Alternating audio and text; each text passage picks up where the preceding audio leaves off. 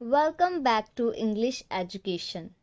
Today's topic is common lines for writing task 2 and speaking. Writing task 2 में या speaking में हमें कोई भी टॉपिक होता है उसके रिलेटेड हम कौन सी लाइंस है जो कॉमनली यूज़ कर सकते हैं, आज हम उसके बारे में पढ़ेंगे। तो सबसे पहले अगर हम देखें टेक्नोलॉजी के टॉपिक के ऊपर कि अगर हमें टेक्नोलॉजी के रिलेटेड कोई भी टास्क 2 आ गया या स्पीकिंग में क्यू कार्ड आ गया तो उसमें हम कौन सी लाइंस यूज़ कर सकते हैं। सबसे पहले है there is a drastic change in each and every field due to rapid advancement in technology. ये लाइन है जो हम राइटिंग टास्क 2 में थीसिस में यूज़ कर सकते हैं या स्पीकिंग में बोल सकते हैं क्यू कार्ड में। Next is, due to rapid advancement in technology, the pace of life has increased. Modern technology has entered each and every field.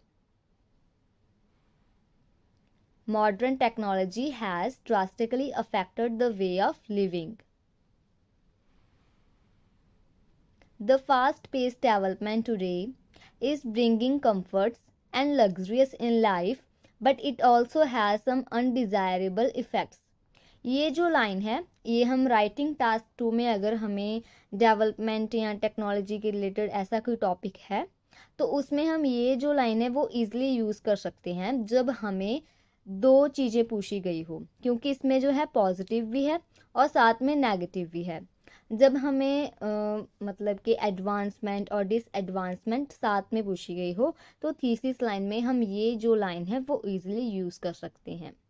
Okay, तो next is the standard of living and cost of living is increasing day by day.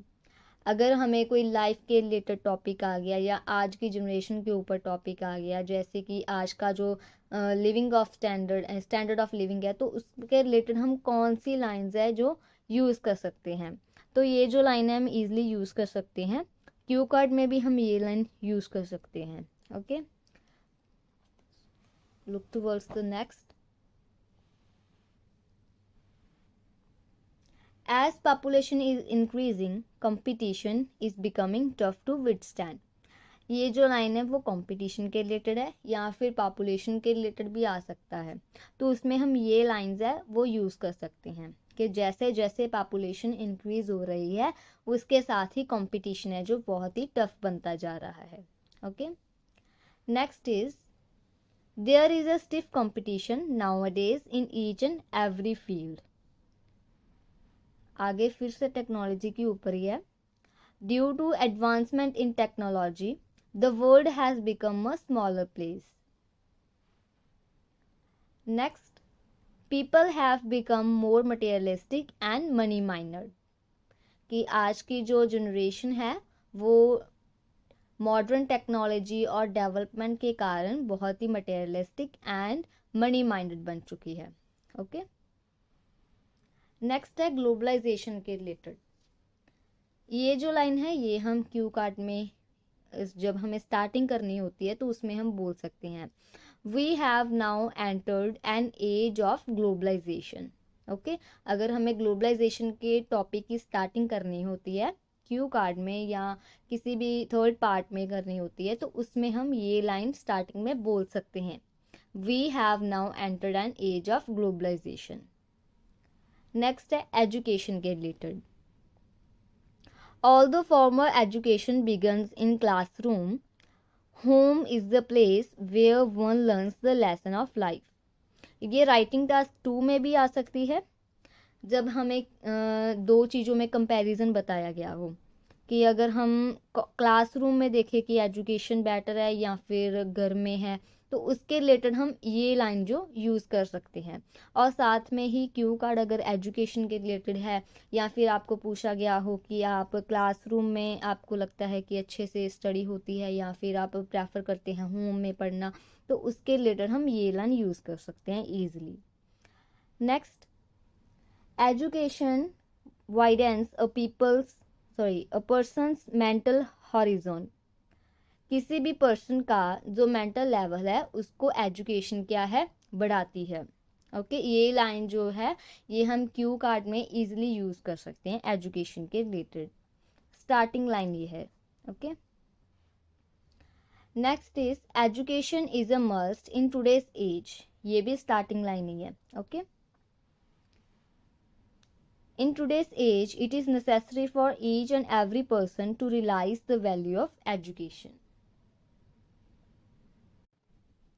In today's era, man can stand nowhere without education. Education is a basic requirement to live a good life. Schools are much necessary to make the base of the student strong. The world is becoming a global village. Due to increased pace of life, life has become stressful. Science has revolutionized each and every field. Science has made a remarkable progress in each and every field.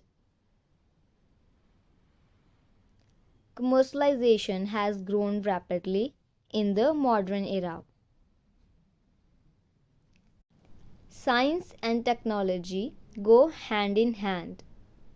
मतलब science और technology एक साथ ही चलते हैं। Okay,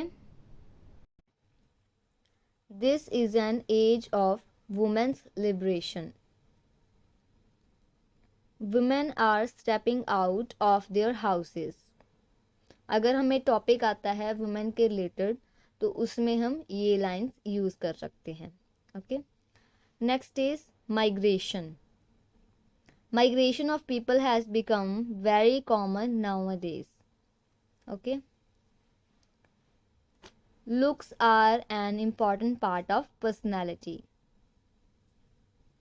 Trees are one of the major life supporting systems on the earth. Hobbies are recreational activities pursued during leisure time. Hobbies या leisure time के related हमें कोई भी टॉपिक आता है तो उसमें हम ये लाइन यूज कर सकते हैं। Next, success means the ability to turn your dreams and goals into reality. Change is a part of life and is always required for the progress of mankind. Change is inevitable. Childhood is supposed to be a worryless period of life. Stress is a side effect of almost any kind of physical and mental exertion. Knowledge is the best charity. Life is a roller coaster ride. ये जो line है ये short lines है। जो short lines है वो हम सिर्फ क्यू कार्ड में स्पीकिंग में ही यूज़ कर सकते हैं क्योंकि इतनी शॉर्ट लाइंस हम राइटिंग टास्क 2 में यूज़ नहीं कर सकते। ओके, सो आज का टॉपिक यही ख़त्म होता है। Thank you for the watching.